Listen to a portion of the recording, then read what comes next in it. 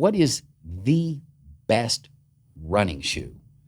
And we get that a lot. And I'm sure a lot of you who are watching this or listening to this have either wondered what the best running shoe is or have had somebody ask you, what is the best running shoe?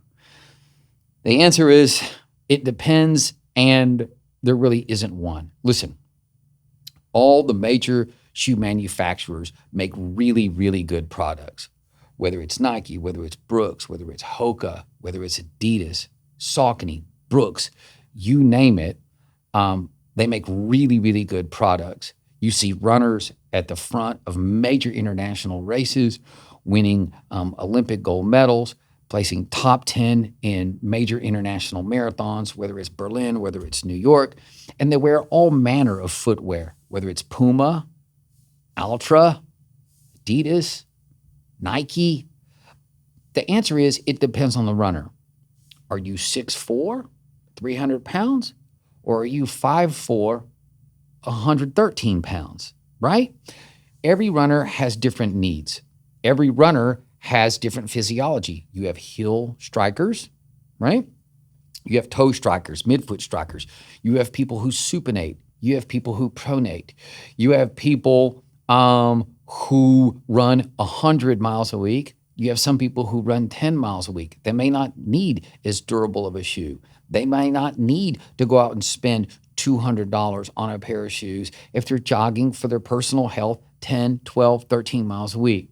So the answer is go to somebody knowledgeable, typically a boutique running store. Usually there's staff there who are incredibly knowledgeable about runners' needs, about the running industry and the products that they sell out of their store, and they will typically get you fitted with the shoe that's right for you.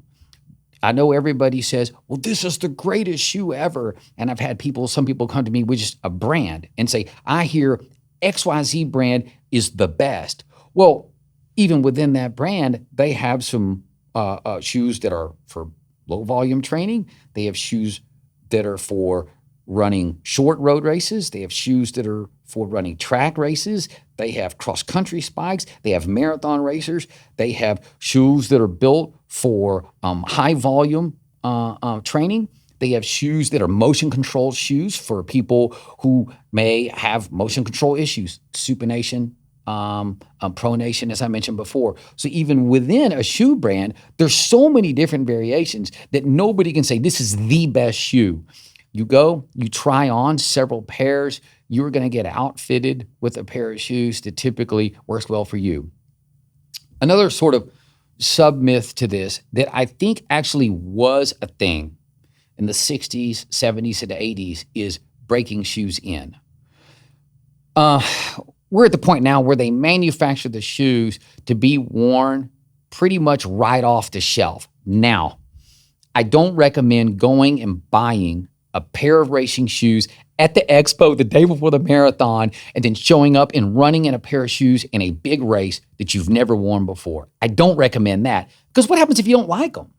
What happens if that just doesn't fit your foot morphology and you just get horrible blisters by the time you get to the 8th mile of a marathon, or it's got too much of a drop from heel to toe, and then suddenly it causes lower leg pain, right? Well, that's just, that you didn't try the shoe out enough. But breaking the shoe in other words, well, it gave me severe blisters for 2 weeks. If I keep wearing them, when I get to the 4th week, the blisters are going to stop. I would recommend against that.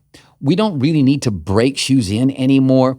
Shoes generally should fit really well right off the shelf. If you go buy a new pair of training shoes, you should be able to go out and run 5, 6, 7, 8 miles, literally the first day. And if they fit your foot and they fit well, they should feel great from day one. So breaking shoes in, I would maybe give them a second try if you're like, yeah, I don't know, that was kind of weird, but don't spend a whole lot of time running in shoes that hurt your feet. Life is too short, okay, to engage in wearing impractical footwear when we're running down the road.